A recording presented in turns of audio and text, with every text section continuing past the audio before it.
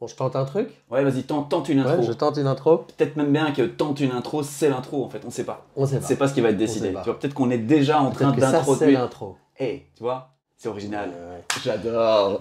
Bon, en tout cas, on est entre amis. Yes. On est ça, entre c'est sûr. amis. On s'est rencontrés il y a presque 10 ans déjà. Ouais. 9-10 ans. On commence à être des vieux du web en fait. Ouais, on est les tontons du Bon, web. il y a des plus vieux que nous sur le web, mais voilà, on a eu l'occasion de se rencontrer dans ce monde-là entre développement personnel, spiritualité, entrepreneuriat, karaoké, vodka pendant les webinars. Ah. Surtout, très important, la vodka pendant les webinaires. Donc, moi, c'est Nicolas Devic et là, on a monsieur Jean-Luc de Wachter. C'est ça, c'est moi. Et donc là, vous avez Nicolas Devic et Jean-Luc de Wachter. Voilà. D'ailleurs, j'aurais dû démarrer par toi. J'ai dit, moi, c'est machin, ça se fait pas. Mais la politesse entre amis, on s'en fout, donc voilà. Bon, en tout cas, on s'est dit que ce serait cool d'avoir une discussion ouverte entre nous à partager avec les gens qui nous écoutent sur différents sujets qui animent notre quotidien en tant qu'entrepreneur sur le web, mais aussi en tant qu'homme, en tant qu'être humain, en tant qu'individu qui se balade sur la planète Terre en se demandant où est-ce que ça s'en va. Et voilà, d'avoir un échange. On s'était dit qu'il y avait plusieurs sujets qu'on avait envie de parcourir ensemble. Ouais, on s'était dit qu'on allait peut-être balayer un petit peu, se poser la question de ça s'en va où le web, parce que comme tu dis, ça fait un petit temps déjà qu'on est là. On a connu les grands-pères du web, ce que les jeunes n'ont pas forcément tous. Et puis d'élargir peut-être un peu à où s'en va le monde. T'es papa, je suis papa, on se pose des questions aussi sur tout à fait. quel monde pour nos enfants. Et puis de parler de la notion de communauté, je crois que c'est un truc qui te passionne, moi aussi, et de voir un peu comment les entrepreneurs aujourd'hui peuvent tirer parti cette notion de communauté pour être plus résilient et puis développer de la prospérité. Donc exactement. Et puis il y a encore un sujet aussi qui clôturera peut-être notre conversation, on verra où est-ce qu'elle nous mène, mais il y a cette notion de, à un moment, tu disais, toi ce qui te passionne, c'est de voir vraiment cette notion de choix, à quel moment un homme, une femme peut poser un choix dans sa vie, qui est un sujet moi qui me passionne aussi, parce que je vois que je suis moi-même là en ce moment, avec tout un univers de possibilités et ça m'arrive régulièrement d'avoir cette difficulté à vraiment poser un vrai choix. Donc ça m'intéresserait aussi de savoir comment toi tu vas chercher des indices pour dire l'endroit où c'est le juste choix, parce que la peur du choix c'est de se tromper en fait. Ouais, carrément. Carrément. Donc je crois que c'est une bonne façon aussi de parcourir un peu l'état du monde et puis de revenir à qui on est et ce qu'on a à faire de tout ça, parce qu'au final on est tous des individus qui cherchent le chemin, quoi. Ouais, carrément. Cool. Bah alors dis-moi un peu, c'est quoi ta perception, toi, par rapport à l'état du web aujourd'hui? Toi qui es entrepreneur depuis, déjà bien avant moi, hein, tu lançais le sommet de la réussite, le sommet de la conscience, aussi, tout début vraiment de ces sommets sur le web, tu as fait partie des tout premiers marketeurs en francophonie et coach, etc. Comment tu as vu les choses évoluer et c'est quoi pour toi l'état du monde, enfin l'état du web aujourd'hui? Moi, je pense que, si tu veux, nous, on a connu un peu la ruée vers l'or, le moment où tu créais une page de vente, tu disais aux gens, regarde ma page, ils achetaient. Tu vois, c'était un truc assez... Il y avait la hype au début. C'était assez simple de devenir entrepreneur sur le web. Il y avait peu de monde. Et puis je pense que les dernières années, moi, ce que j'ai observé, c'est que les gens étaient de plus en plus exigeants. Je trouve ça super, d'ailleurs. Et donc, ça nous pousse à être plus pertinent, plus dans l'excellence, plus dans le détail.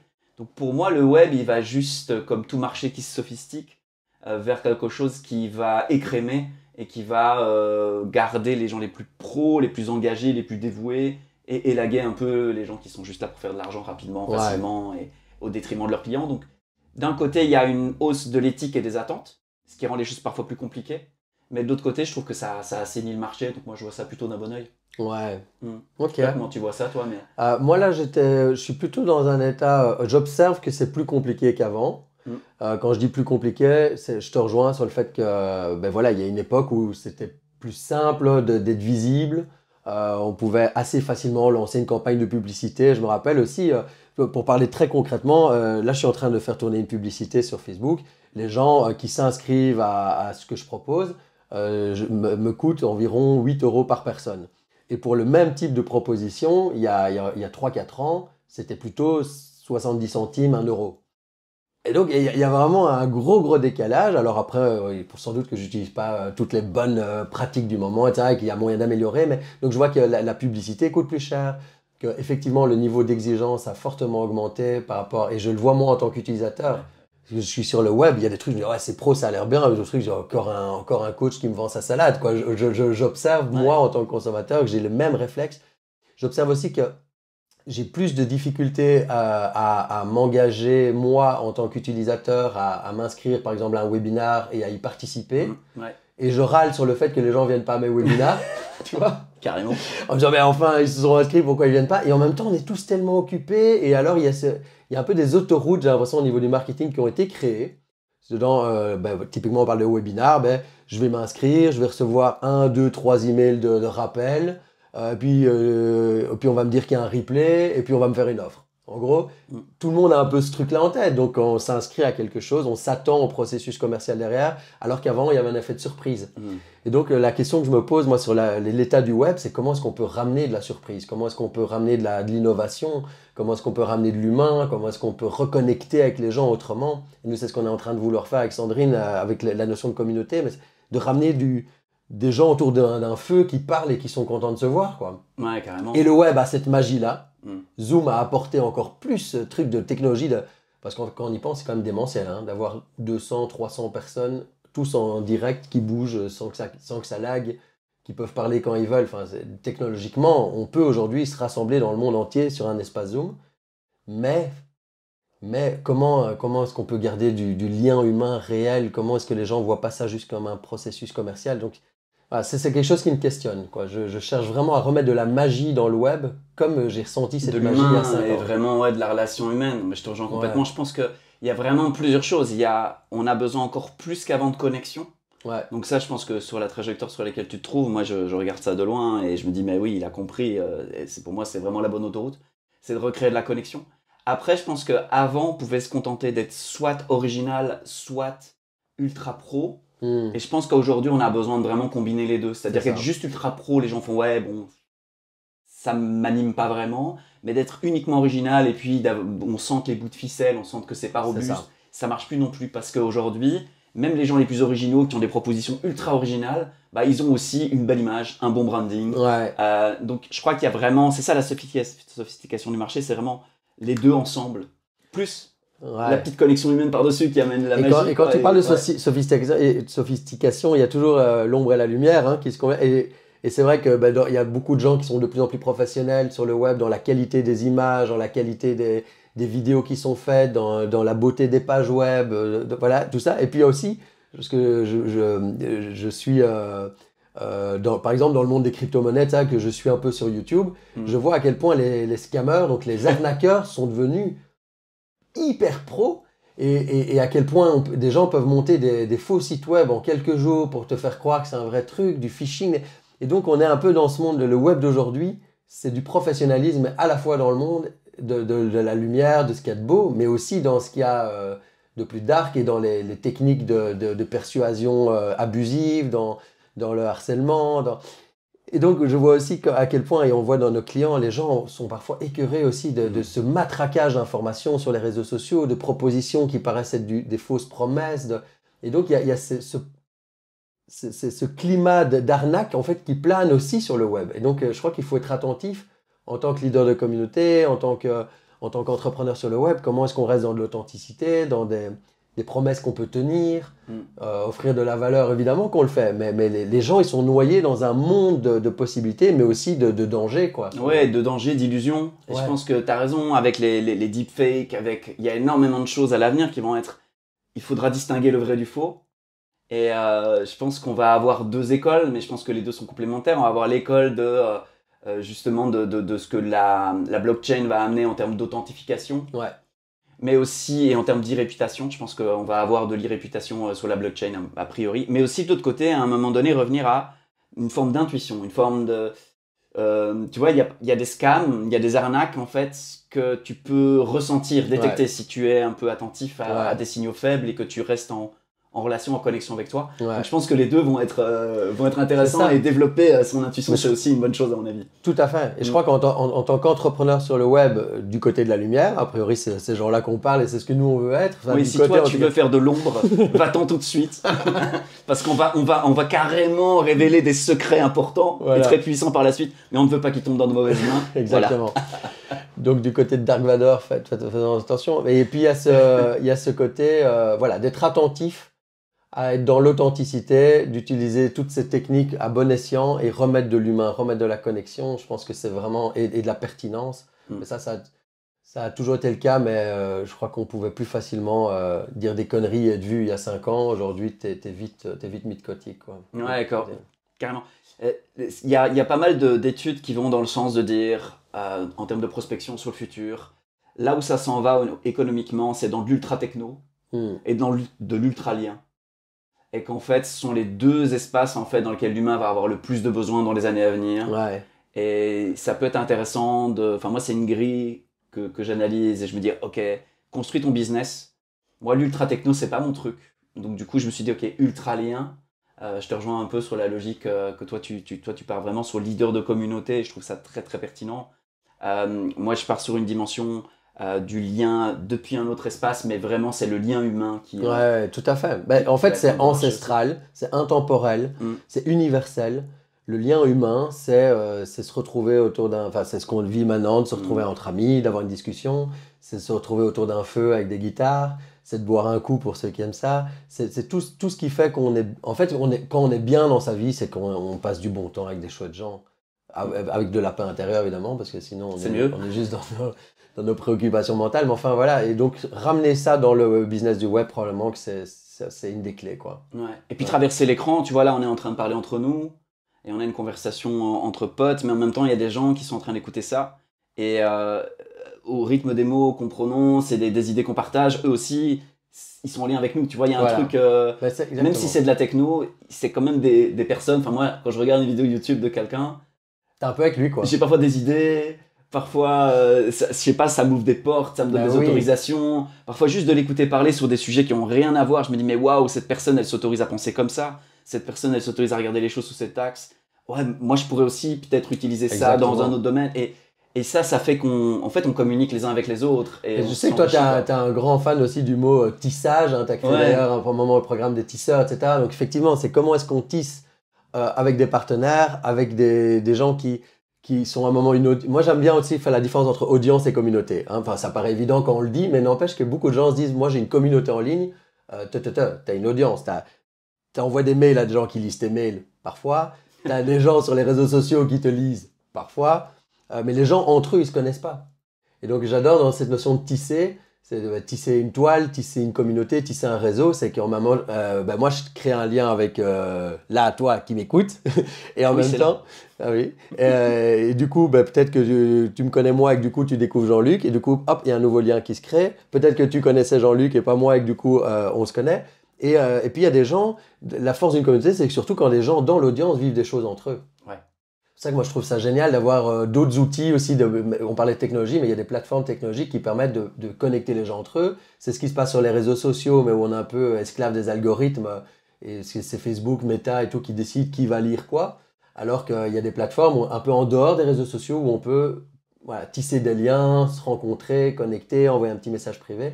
Donc ça, je trouve ça magique. Et alors les événements présentiels, se retrouver en vrai. Là, tu viens d'animer en Belgique, tu m'as dit un mastermind là, ce week-end. Quelle magie de se retrouver avec les gens, quoi. Dans la même pièce, à table, dans des conversations. Enfin, pour moi, il n'y a rien qui remplacera ça. C'est ça. Et le web, c'est un formidable moyen de créer ce type d'opportunité. C'est ça. Enfin, moi, je le vois comme ça. Mais c'est ça. Et parfois, il y a des gens qui me disent « Ouais, mais bon, moi, mon truc, c'est plutôt le présentiel, le web. » Je dis « Oui, moi aussi. Mais grâce au web, il y a des gens qui viennent. » Parce que le nombre de gens qui disent « Moi, je veux créer des événements, mais t'as personne à qui envoyer l'info, il se passe rien. » Exactement. Donc, si on n'a pas une communauté à qui parler de ce qu'on fait, on est là avec nos belles intentions, nos rêves, mais on n'a pas le réseau, quoi. Tiens, tu parles de communauté. Tant qu'on est là, si tu avais 2-3 tips à donner à des personnes qui disent « Ok, j'ai entendu ton truc d'audience, ça c'est juste moi qui envoie. Et puis communauté, c'est quand les gens se connectent entre eux. » Toi qui as un peu d'expérience dans ce domaine-là, est-ce que tu as 2-3 tips que tu pourrais donner aux personnes qui ont compris l'intérêt d'avoir une communauté, de se dire « Ok, mais je fais comment ? Qu'est-ce que je peux faire pour stimuler ça ?» C'est ça. Il y a plein de tips. Je vais essayer de mettre le doigt vraiment sur ce qui me paraît le plus important. La première chose, c'est que les gens, ils vont pas se rassembler pour ta stratégie marketing. Tu vois, ils vont pas se dire « Ah, chouette, Jean-Luc lance une communauté. pour avoir une plus grande visibilité. Donc du coup, j'ai envie de parler à Martine qui en fait partie aussi. Les gens, ils vont connecter entre eux uniquement s'ils se sentent au cœur d'une mission et d'une passion, d'une vision commune. Ok. Donc c'est parce que je dis ça parce qu'on peut vite faire cette erreur-là en fait. On peut vite se dire ah tiens une communauté en ligne ça c'est cool. Du coup je vais utiliser tel outil et je vais faire mon petit funnel et les gens vont venir dans mon groupe Facebook. Il ne se passe rien. Hein. Il se passe rien parce que les gens doivent se dire ok moi je viens dans par exemple je viens de m'inscrire dans une communauté on parlait des crypto-monnaies. C'est un truc qui me passionne en ce moment et j'ai rejoint la communauté de Yann Darwin. Et je trouve ce gars il est assez incroyable dans sa capacité à rassembler des gens. Et du coup, j'observe aussi ces mécanismes de communauté. Moi, au début, j'y vais plus pour apprendre de lui, du leader. Je me dis pas, chouette, je vais rencontrer plein de gens. Mais comme j'ai un intérêt commun avec les autres sur des choses qui dépassent comprendre le Bitcoin, c'est comment est-ce que je crée ma liberté financière, comment est-ce qu'on sort du système des banques, comment est-ce qu'on peut... effectivement, tu parlais des blockchains qui peuvent sécuriser une identité et authentifier En fait, ça remplace peut-être les notaires demain, d'avoir des contrats sur Ethereum. Enfin, on va pas vous donner un cours sur les cryptos maintenant, mais et tout ça, en fait, ça devient une passion commune ou un intérêt, parce que moi, je suis pas en mission par rapport aux cryptos. Par contre, ça me passionne. Et donc ça, ce sera le deuxième tips après. Mais donc, du coup, j'ai un point commun avec ces gens-là. Et du coup, ça me donne envie d'en parler avec d'autres gens. J'ai vu qu'ils faisaient des petites rencontres dans différentes villes, ben, j'ai envie d'y participer. Et donc là, je commence à petit, je suis rentré dedans il y a 1 mois et demi, à tisser quelques liens. Il y a un événement qui est prévu à Monaco. Eh bien, il y a un gars qui a dit « Ah tiens, on pourrait se prendre un Airbnb ensemble, qui est chaud ?» Je dis « Ben moi. » Et hop, ça devient une communauté. Et donc, en fait, les gens se rassemblent autour de 3 trucs. Soit d'une passion, par exemple les passionnés du kitesurf, les passionnés de la pêche, les passionnés de la crypto, les passionnés de la spiritualité. Les passionnés du web entrepreneuriat. Ouais, voilà. Donc voilà, comment est-ce qu'on a envie d'être avec des gens qui sont passionnés par le même truc. Ça existe depuis la nuit des temps, c'est universel. C'est pas une technologie web, ça, c'est une vérité. Et ce sera toujours comme ça. Et ce sera toujours on comme peut ça. investir sur l'avenir avec cette je pense, oui. Toujours, les gens voudront être avec des gens passionnés comme eux sur le même sujet. Deuxième sujet, c'est la mission. Donc il y a des gens qui se rassemblent, par exemple, quand on était en Inde, je me rappelle dans la Sadhana Forest, où la mission, c'est de reforester le désert. Ouais. C'est une mission hyper claire, mais il y a des dizaines de milliers de bénévoles qui chaque année vont là-bas pour planter des arbres et ça devient une communauté. Parce que les gens, ils se disent, on le fait ensemble, quoi. Putain, et ça, on peut, voilà, la forestation, c'est un gros truc, mais on pourrait avoir une mission de réinventer la scolarité pour les enfants, pour avoir une mission d'amener l'hypnose dans les hôpitaux, j'en sais rien. En tout cas, les gens se rassemblent s'ils ont une mission commune. Et le troisième point, c'est celui qui est un peu touchy, mais que je trouve très très drôle, c'est la notion de se rassembler autour d'un mentor. Les Indiens parlent de gourou, chez nous c'est devenu un vilain mot, là-bas c'est un très beau mot, c'est guide spirituel.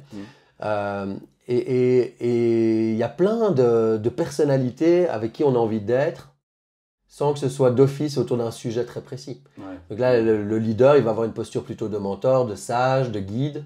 Je pense que toi, tu incarnes très bien ça aussi. Et donc les gens, ils viennent pas juste pour un sujet, mais vraiment pour être en lien avec une personne. Et donc, il y a des communautés, par exemple, on a été chez Amma en Inde, ben, c'est une communauté de milliers, de dizaines de milliers de personnes autour d'une gourou, mais c'est une communauté. Et là-bas, quand on était en Inde, on s'est fait des amis dans la communauté d'Amma. Et au final, ces amis, on n'a plus rien à voir avec Amma, mais c'est quand même un peu grâce à elle qu'on s'est connus. Donc, il y a un lien avec elle et entre nous. Et donc, voilà, c'est un premier tip, c'est d'identifier vraiment, tiens, si je veux rassembler des gens, c'est pourquoi. Ouais, c'est ça. Pourquoi, autour de quoi? Et ça n'a rien à voir avec la techno, parce que bien souvent tu dis, tiens, j'ai compris l'intérêt qu'il y a à avoir une communauté, ça me rend plus résilient, ça amène aussi des personnes, parce que les personnes que tu t'as connectées avec Amma, s'il y en a une avec qui tu as connecté qui dit, allez, moi j'y retourne, est-ce que tu veux venir avec moi? Les chances que tu y ailles sont plus grandes que de toi-même, donc ça augmente le nombre de présents, donc ça a un vrai impact sur le chiffre d'affaires en bout de course, mais... cette notion de communauté, elle est... Je me suis perdu en route. J'avais le fil de mon idée. Ça m'arrive parfois quand j'ouvre trop de choses, trop de parenthèses. Ah ouais, c'est quand on a l'esprit très large. Ouais, c'est ça. C'est pas grave, ça va revenir. Ça va revenir. Ouais, ça va revenir. Justement, toi, par rapport à... Parce que j'observe, enfin on se connaît bien, et j'observe la manière dont tu fonctionnes aussi, et ce lien que tu crées avec les gens. Qu'est-ce que ça t'évoque, toi tu dis, tiens, est-ce que tu te sens leader d'une communauté? Et si oui, ben c'est quoi qui rassemble les gens autour de toi? Moi, je crois que c'est un sujet sur lequel j'ai pas mal à travailler encore. Je pense que j'ai eu beaucoup plus la mentalité de créer une audience et de diffuser à mon audience. Et je comprends de plus en plus la valeur qu'il y a à ce que les gens se parlent entre eux, comme tu disais. Et j'observe ça. Mais je pense que là, il faut diminuer un peu du point de vue de l'ego. Tu vois, faut se retirer un peu pour laisser de la place à la communauté. Parce que sinon, si tu es vraiment un diffuseur et que tu es omniprésent et que tu as un côté tribun, bah, du coup, tu laisses pas de place aux autres et tu laisses pas de place non plus à se connecter entre eux. Donc, je suis en train de travailler là-dessus. C'est intéressant. Un peu là-dessus. On pourrait presque dire que c'est une forme de croyance que tu as là par rapport au fait que si tu veux rassembler une communauté, il faut toi t'effacer un petit peu. Alors que des personnalités comme, prenons Ama parce qu'on parlait d'elle, elle est très très présente dans un certain nombre de process qui sont cadrés. C'est son darshan, hein, qui est d'organiser des cérémonies de distribution de bénédictions sous forme de câlins. Hein. Elle a fait 42 millions de câlins qui sont des bénédictions, des hugs. Pour l'avoir vécu, c'est plus qu'un câlin, c'est vraiment aussi elle vient murmurer à ton oreille quelque chose que ton âme a besoin d'entendre. Donc voilà, il y a vraiment ce processus-là. Elle fait le soir des bhajans, donc des chants. Donc il y a un certain nombre de choses qu'elle fait. Et puis la communauté, elle vit énormément sans elle. Ouais, c'est ça. Pourquoi? Parce que des gens vont prendre des initiatives. Dire, bah tiens, il y a quelqu'un qui s'occupe de toute l'intendance du restaurant, parce qu'il faut nourrir des milliers de personnes. Il y a ceux qui s'occupent de l'agenda des activités. Il y a ceux qui s'occupent de répartir les gens dans les chambres, dans le ashram. Et donc, je crois qu'en tant que leader de communauté sur le web, on peut aussi se dire, bah tiens, quels sont les processus que moi je guide et comment je fais de la place aux gens pour qu'ils aient des initiatives. Ouais, est-ce qu'ils peuvent venir apporter un contenu? Est-ce qu'ils peuvent organiser? Est-ce que quelqu'un de ta communauté peut faire? Nous, on a créé le village. À un moment donné, il y a 2 gars qui ont dit, nous, on fait le café du village tous les mercredis matins. On boit un café. Et il y avait quelques dizaines de personnes qui allaient tous les mercredis et nous, on n'y allait pas. Parce que je me suis dit, voilà, si nous, on y va, on reprend du leadership dans cet événement-là, alors que ce n'est pas le but. Donc, ça se passait sans nous. Et il y a des collaborations qui sont nées de ça. Il y a même un couple qui s'est créé un moment dans le village. Enfin, voilà, donc il y a des trucs qui se passent sans nous. Donc tu peux aussi, toi, incarner ta posture de leader, guider tes processus et laisser de la place à ce qui peut émerger entre les autres. Je viens de comprendre un truc, tu vois. Comme quoi, c'est toujours intéressant de discuter avec des gens. Je viens de comprendre un truc parce que, oui, moi, je voyais ça comme une forme de retrait. Et dans ce que tu me dis, ce que j'entends, c'est que je pourrais aussi juste aller déposer des idées à certains endroits, dire tiens, est-ce que ça te tenterait de faire ça, ou est-ce que ça, pour stimuler un petit peu les initiatives, et donc du coup semer des graines. Et les idées viennent des gens aussi. Hein. Et parfois les idées, mais pour ça il faut leur ouvrir l'espace. Ouais. Tu vois, je pense qu'il y a quand même une mentalité de faire de la place aux personnes, tu vois. Ça, c'est sûr. Et je pense que ça vient avec une notion de lâcher un peu le contrôle, d'ouvrir un peu et voilà. Donc en fait, c'est intéressant. Il y a faire de la place et il y a aussi, parce qu'on est aussi des mentors, des coachs, des guides pour les gens, c'est dans nos communications montrer aux gens qu'ils peuvent prendre la leur. Parce que souvent, moi j'ai ça avec ma femme, on travaille à 2, maintenant ça va mieux, mais à l'époque où elle me disait tout le temps, je disais, je dois te laisser plus de place. Elle me disait, mais tu peux me laisser ma place. Et à un moment, je dis, mais merde, prends-la ta place, quoi. Prends ta place. Moi, jamais je vais m'opposer à ce que tu prennes l'initiative. Et depuis qu'elle a intégré ça, maintenant qu'on organise des trucs avec nos clients, les clients rigolent parce qu'ils nous connaissent. Et ils voient ce moment où Sandrine fait, bon, maintenant, Nico, ta gueule. Et elle propose son truc. Et moi, je dis, ok, là, elle fait son truc et j'ai pas moi. Et donc, voilà, il y a les 2 dimensions. Faire de la place et puis coacher les gens à ce qu'ils prennent la leur. À ce qu'ils prennent la leur, ouais, non, extraordinaire. Écoute, je me prends le petit tips. Je vais aller. Moi je me le reprends. Tu m'enverras ta facture, tu vois. Bah non, pas du tout. Mais non, parce que je me dis, moi aussi, je veux réactiver ça dans ma communauté. Parce que ce sont des choses magiques. Il y a des gens qui viennent proposer des ateliers dans notre communauté. Des gens qui peut-être n'ont pas d'audience encore. Et là, ils ont un espace où ils peuvent proposer un atelier, avoir 10-15 participants. Ça a une valeur énorme pour eux et c'est une valeur pour toi. Donc tout ça se nourrit. C'est vraiment la notion d'écosystème. Ouais, cool. Bon, on n'est pas tous les 2. Ouais. Ça s'en va où, ce bordel, moi, j'ai un biais cognitif terrible. Je suis vraiment hyper optimiste, quoi. Et donc, j'ai des discussions avec des gens un peu plus alarmistes que moi sur l'état du monde et tout. Et j'ai un fonctionnement, mais j'ai ça pour plein de trucs cons. Hein. Par exemple, je suis jamais vraiment en retard dans ma tête. Tu vois, je sais que je vais être en retard parce que je pars à l'heure où il faut arriver. Mais c'est comme si dans mon esprit, il y avait encore un miracle qui peut se produire et que ça va aller, quoi, tu vois. Donc j'ai ce biais cognitif-là, que je suis un optimiste. Après, je pense que c'est intéressant. J'ai été voir Pablo Servigne qui est en conférence, qui est un... Bon, même si je crois qu'il aime plus trop qu'on dise c'est un collapsologue, mais je pense qu'il s'est fait connaître pour ça, en tout cas, donc la théorie de l'effondrement, etc. Et il disait, voilà, il y a deux catégories de gens qui sont pas hyper intéressants, c'est les pessimistes passifs et les optimistes passifs. Donc c'est ceux qui disent, c'est foutu, donc il n'y a rien à faire, et autant regarder Netflix, on verra bien. Et puis tu as les optimistes qui disent, bah ça va aller, on va inventer une nouvelle source d'énergie, c'est bon, j'attends de voir.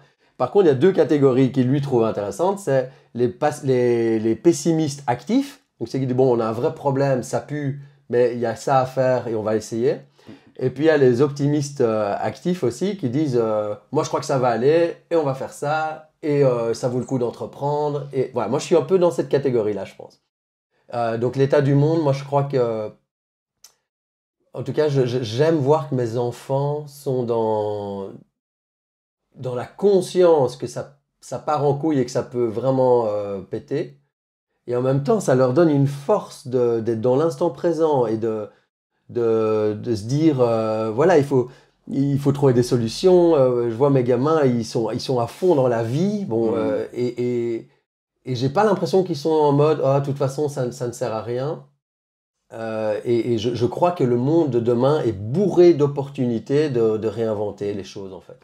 Donc moi, je vois ça comme un océan de possibilités et un devoir de l'humanité de trouver des solutions aux défis qui se posent. Et je pense que c'est pas la première fois que ça nous arrive. Les défis de l'humanité, tu vois, je me dis, et encore là, on vit une période difficile, mais qu'est-ce que ça devait être au Moyen-Âge, quand dès que tu t'exprimais un truc, tu te faisais couper la tête. Ou que tu sortais avec ta bourse, genre, et les mecs, ils s'arrêtaient sur le chemin pour tuer prendre tout ce que tu avais. Enfin, tu vois, on vit quand même une période qui est relativement... Bon, après, il y a des guerres et tout, d'accord. J'ai l'impression qu'on vit une période où on a une forme de sécurité qui a été créée, qu'on doit préserver et innover. Qui est très douce, quoi, quelque part. Ouais. Qui est très douce. Moi, j'ai un truc... je suis passé de pessimiste actif à optimiste actif récemment. Parce que je crois que j'ai pris cher au moment du Covid. Ouais. Quand le Covid est arrivé, je pense que c'était tellement violent, tellement fort, tellement intense que mon système il s'est mis en mode je passe à l'action. Ouais. Je réponds à ça, je pose des choses, j'y vais. Mais en même temps, je pense qu'à l'intérieur de moi, j'avais comme une espèce d'horizon devant de possibles catastrophes ou de déclin.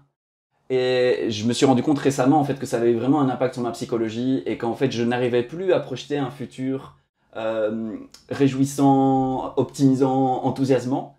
Et j'ai eu un switch là et ça y est, là je retrouve la possibilité de regarder l'avenir et de me dire ouais, je vois les trucs, mais je choisis aussi de voir les possibilités et de m'unir à d'autres personnes parce que je crois que je ne sais pas tout et ne sachant pas tout, je sais aussi, il y a peut-être aussi des choses extraordinaires dont je suis pas au courant.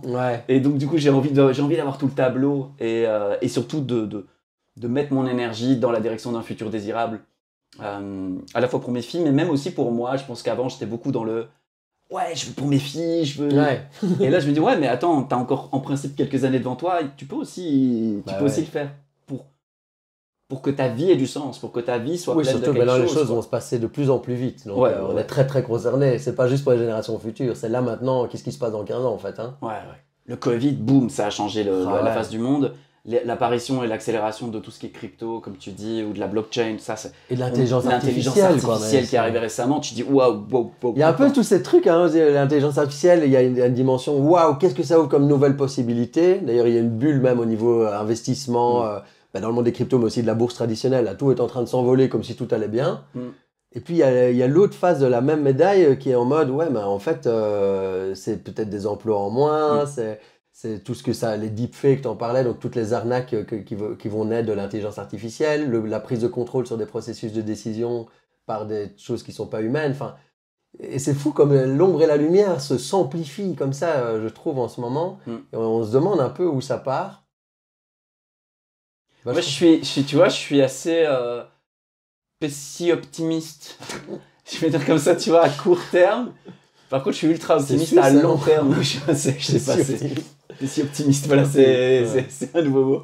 Mais tu sais, quand je regarde loin, je sais pas, moi j'ai un truc, j'ai toujours été fan de Star Trek, tu vois, de la série Star Trek. Ouais. Et il y a un truc dans cette série qui me fait rêver, c'est cette espèce de société beaucoup plus équilibrée, Ouais. dans laquelle il y a une vraie fédération d'entités différentes. Et puis, Ben, j'espère qu'il y a ça au bout, parce que c'est vraiment une des possibilités. Hein. C'est un peu plus de sobriété, il y a même un peu plus de liens humains. On parlait de revenir à la notion de communauté aussi. Moi c'est un truc, j'observe que j'ai été dans une phase, d'ailleurs dans le web entrepreneuriat, ma vision c'était tour du monde en famille.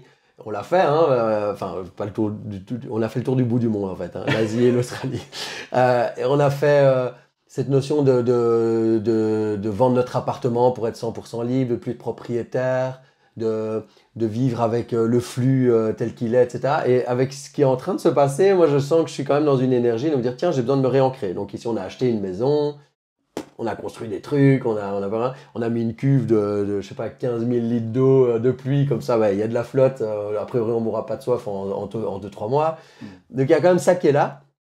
Et en même temps, il y a un besoin de reconnecter aux gens, parce que quand on a une communauté, quand on a des gens autour de nous, on peut se dire, vous savez quoi, voilà ce qui se passe. Qui est chaud pour prendre telle direction? Qui a envie de faire un potager partagé dans telle région? On a des amis aussi en commun, sans doute, Louis Gavereux, je ne sais pas si tu connais, ou d'autres qui font, qui ont des projets d'écolieux. Il y en a plein qui ont des projets d'écolieux, mais après, il y a ceux qui le font, quoi. Ouais. Ça, c'est incroyable. Donc, il y a aussi une énergie d'action, comme tu disais, hein, ça donne envie d'agir. Moi, ça me donne confiance. En fait, je vois que dans l'être humain, une capacité redoutable, c'est de résoudre ses problèmes. Ouais, et puis on est probablement l'animal le plus... Quand tu vois tes enfants, à quelle vitesse ils apprennent, et moi je vois mes filles aussi, je me dis, mais oui, le monde qui s'annonce va être très différent de celui que j'ai connu, mais ils sont outillés différemment que moi je l'étais.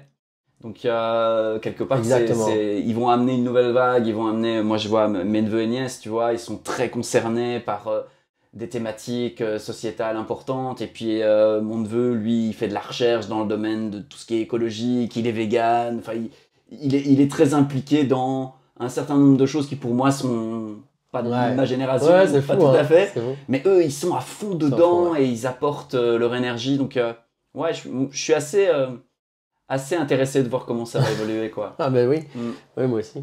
Et pour terminer cette petite conversation entre potes, moi j'aimerais bien que tu puisses expliquer c'est quoi ta vision par rapport à la notion de choix qu'on pose dans sa vie et quels sont les indicateurs qu'on peut avoir pour savoir s'il y a un choix.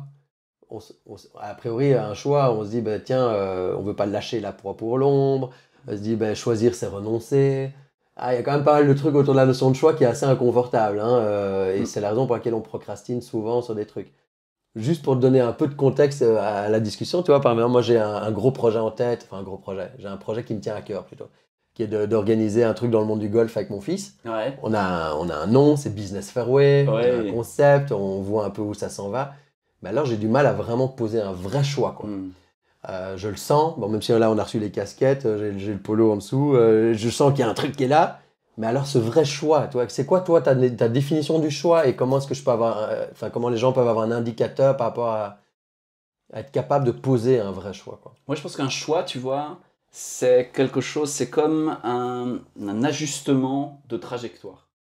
Et on sait que pour ajuster une trajectoire, d'un degré à droite, d'un degré à gauche, ça nous fait arriver complètement dans d'autres espaces. Moi, ce que je dis toujours, c'est ce qui est au point de départ sera à l'arrivée, ce qui n'est pas au point de départ n'a aucune chance d'arriver. Alors, redis ça. Parce que... ce qui est au point de départ sera à l'arrivée, et ce qui n'est pas au point de départ n'a aucune chance d'arriver. Si on prend une métaphore très simple à comprendre, la graine ne va pas produire autre chose que ce qui est à l'intérieur. Ah oui, ok, d'accord. Donc, du coup, soigner le point de départ, pour moi, ça c'est vraiment mon sujet d'étude, c'est au lieu d'essayer de me débattre avec le quotidien, les événements, les choses, les machins, je reviens à l'endroit au départ, le plus au départ des choses, et je pose quelque chose qui est clair, précis, d'une manière qui est non négociable. Parce que là, c'est comme si j'orientais ma trajectoire, et sur cette trajectoire, si tu veux, moi ce que j'observe, c'est que tu peux faire deux choses. Tu peux autoriser des choses, et tu peux interdire des choses. Et la dimension du choix, pour moi, c'est un petit peu binaire, tu vois, mais c'est je ferme des portes, j'ouvre des portes. Je dessine comme une trajectoire à l'intérieur de mon choix, et ensuite je le pose, et je le laisse agir. C'est quoi ta manière à toi de le poser? Alors moi, si tu veux, je me suis aperçu qu'il y avait un ensemble de phénomènes internes qui devaient se produire en nous pour que le choix soit non négociable, pour qu'on soit pas en train de procrastiner, ou en train de changer d'avis tous les jours, douter, ou en train d'être influençable et influencé, pour que le choix il soit vraiment posé, fort, profond, puissant. C'est ça la clé. S'il n'y a pas ça, alors c'est juste C'est du vent. C'est des espoirs, des rêves, et en fait, t'es juste ballotté dans les choix des autres. Ah, j'adore cette notion de graine. Après, je t'entends sur ça, mais je me dis, tu vois, parfois, moi, j'utilise aussi cette métaphore de la graine, mais un peu en mode, on sème et on voit ce qui pousse. Ouais. Et là, c'est très différent. C'est vraiment la précision de qu'est-ce qu'il y a dans l'ADN de ce truc-là. Ouais, Quel est l'ADN de cette graine, et je sais qu'après, je vais avoir un poirier, quoi. Exactement. Okay. Donc, du coup, tu diminues drastiquement l'incertitude, ce qui augmente automatiquement ta capacité à t'engager dans le choix que tu as posé. Parce que plus il y a d'incertitude, plus ton système il sait que bon, on sait pas, on verra bien, moins tu vas être focus. Et comme tu es moins focus, ça on le sait, tes résultats t'as pas le même degré de levier en fait sur les choses. Ouais. Donc là, le choix pour moi c'est pour ça que c'est super important, parce que en tant qu'entrepreneur, en tant que père, en tant que tout, je sais que ce qui va produire des effets, c'est mon engagement et mon focus dans une direction précise. Mais je sais aussi que je peux pas embarquer là-dedans si j'ai pas un socle solide. Et ce socle solide, c'est le choix. Et ça, c'est vraiment un ensemble de phénomènes internes qui doivent se produire. Et j'ai inventé un protocole d'auto-coaching qui permet de balayer et de se donner un maximum de chance, de passer à travers tous ces phénomènes pour que le truc soit posé.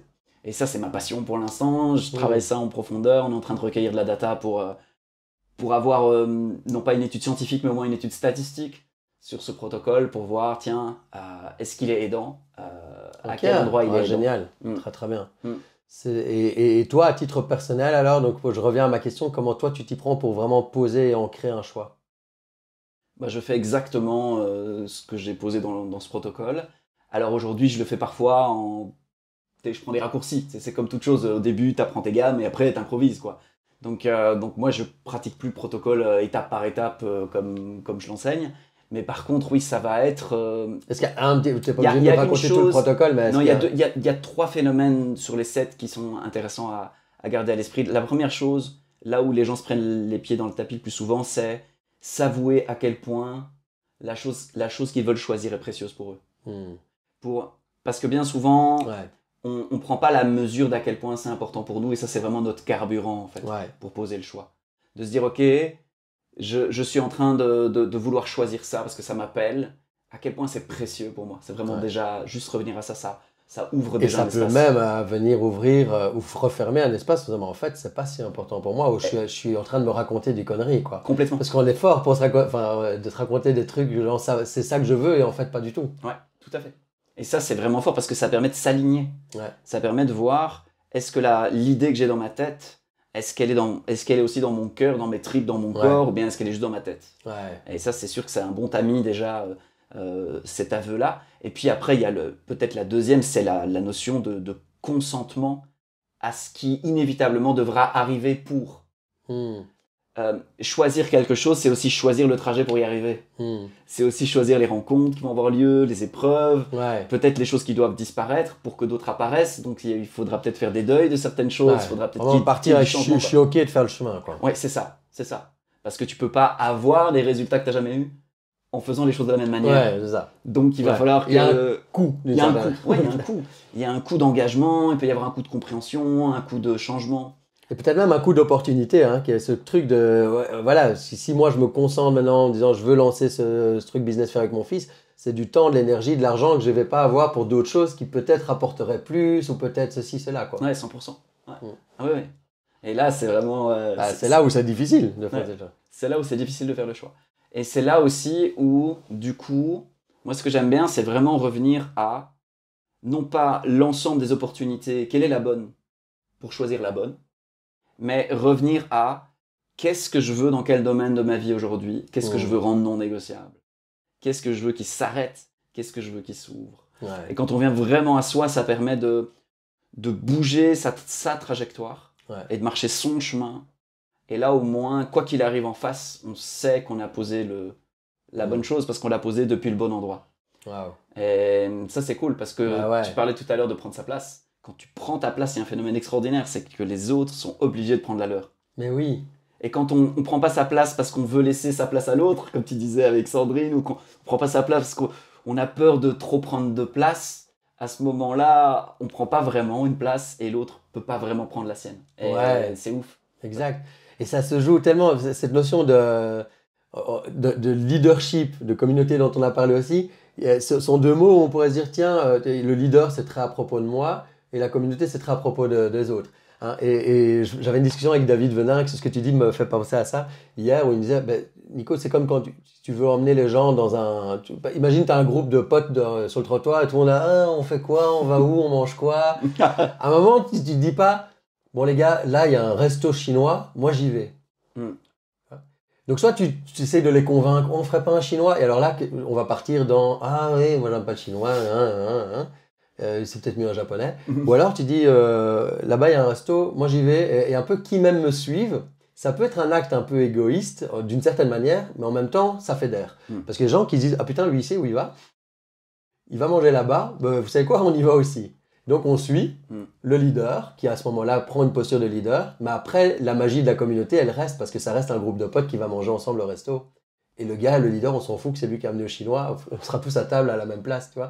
Et je pense qu'on doit tous aussi trouver cet espace où on est capable de poser un choix, de donner une direction, de savoir où on va, parce que du coup les gens, ils vont suivre le mouvement et ils vont créer leur propre chemin en prenant leur propre choix, en étant inspirés par ça. Complètement. Voilà. Et c'est vraiment la notion de, pour moi, le leader, c'est un état passager. Ouais. Et le leadership, c'est quelque chose qu'on a tous à travailler, à faire évoluer. Parce qu'on... Ça, c'est la tagline de fin. Ça. Allez, c'est fini. Ouais, c'est fini. Drop the mic.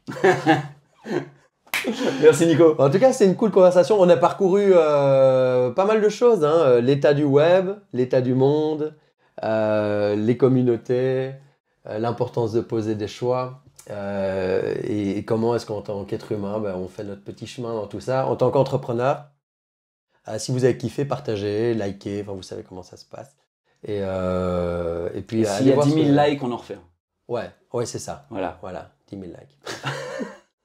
Et puis allez voir ce que fait Jean-Luc, venez chez nous, venez dans nos communautés. On va vous mettre les liens qu'il faut pour venir nous rejoindre et puis faites vos chemins à vous, quoi. C'est ça. Merci mon ami. Merci à toi. Ciao. Salut.